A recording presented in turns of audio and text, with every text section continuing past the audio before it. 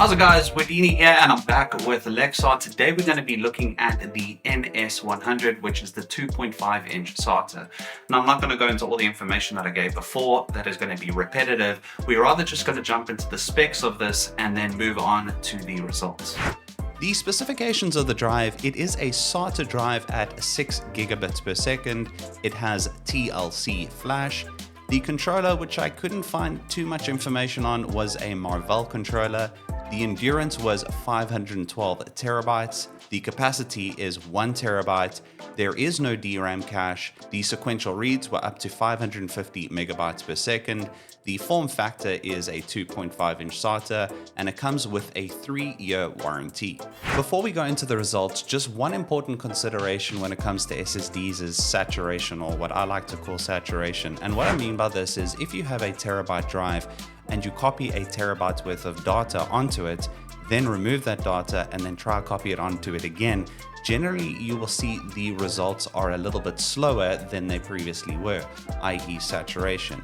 But because this is a 2.5 inch SATA, yes, the results would be a little bit lower, but I don't see it being too consequential because it is a mass type storage and we're not going to be transferring data to and fro. However, people might want to know this, so I will put this on a social media post to show the saturation after, but it's just an interesting point to note. So the most important test that we can do for SSDs is actually testing them multiple times, which I always do. I test between 3 and 5 times and use the averages of those tests. So when looking at the tests, it's actually generally the worst of the results. So we'll look at these results now, and they were pretty good from a consistency point of view. Now let's jump into the performance. Starting off with the results, we're going to look at the promise from the manufacturer. 550 on read. It actually doesn't give a promise on write. I just put 520 there just to have something there, but it actually achieved 555.27 on Crystal Disk on peak and then 524 on Crystal Disk peak on write.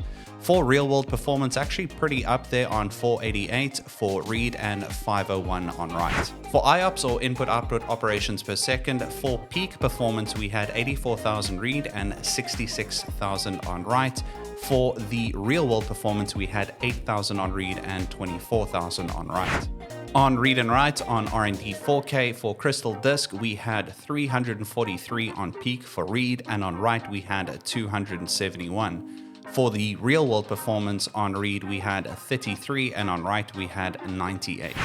Now, just a couple of notes. This is a 96 layer flash, and I actually wasn't able to confirm this. It does look like it is a rebranded Micron, the B47R, and this comes from a lot of research, which was a very steady flash at the time, but it's now obviously gone to a later technology, and this is being put in 2.5 inch SATAs because of its cost. Now, note that I didn't have a OS or operating system installed on this drive. I was just testing it flat, and the random read would have been a good result and pretty static because it had nothing to basically weigh it down. So we did have a good result on random read. On buffered read, pretty static, and again, because of no S being on there, we will see a static result. And then all the other results coming out from AIDA64 were pretty good. The one fluctuation that I did have on AIDA64 was that I did have a little bit of a random result when it came to the average read access, when it was averaging between 0.04 and 0.06 milliseconds. Now, while this does seem small, it can have an impact on your PC's performance. Looking at Atto, I was really impressed with the results in that it was pretty static going all the way through from the 512-bit sample all the way through to the 64 megabit sample, as well as on the IOPS, which is obviously an inverse of the read and writes. Just some other information that I will be bringing out is heat under stress, but for now the Lexar NS100 had a max temperature of 32 under stress. Now to conclude, as a generalization, I personally wouldn't be looking at 2.5 inch SATAs, and that is because NVMEs are so close on price. It's pretty much neck on neck depending on the different manufacturers you're looking at. That does not mean that there's no merit behind 2.5 inch SATAs. Depending on your laptop or your device, some of them actually only have space for 2.5 inch inch, so they are definitely needed, especially in a country like South Africa. But I mirror what I said on the NM620 in that this would be a skip for me based on price, as well as the fact that an NVMe would suit me better. Again, you need to make this judgment for yourself, but I do look forward to seeing what comes out of Lexar. I actually really want to get my hands on one of their DRAM SSDs, both on the 2.5 inch SATA as well as on their NVMEs. Guys, I really hope you enjoyed this video. Please ask questions in the comment section below. Look forward to seeing you on the next one. Cheers, goodbye.